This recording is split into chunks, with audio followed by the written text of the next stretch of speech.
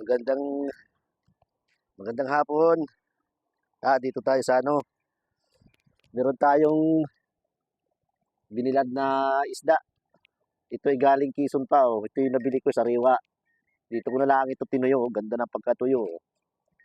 Ano, tinuyo ko lang dito ito. Hanggang tanghali lang siya, tuyong-tuyo na, oh. Oh, ganda. Hmm. Ito yung yung flying fish. Yung maliliit. Tulad niyan, oh. Lang. Ayan, oh. Flying fish. Yan. Maliliit lang siya. Ito yung tinatawag sa Quezon na piyak. Ito yung piyak. Nahuhuli sa lambat, sa mga batuhan. Malapit na sa tabi ang pinanghulihan ito.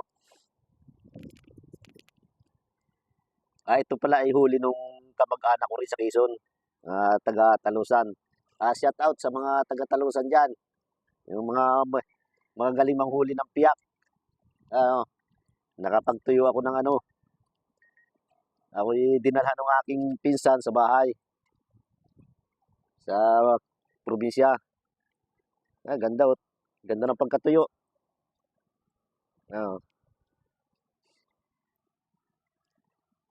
Oh, sarap ng prito nito. Medyo malasado pa ng kaunti.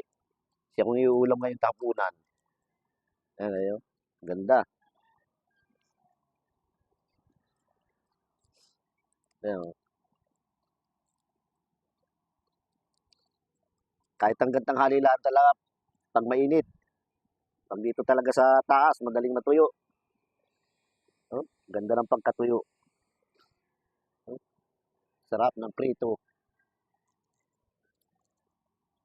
Hanggang tanghali lang siya. Binilad ko yun sa kanina, nakatulog ako ay alas 12 siguro, alas 12:30.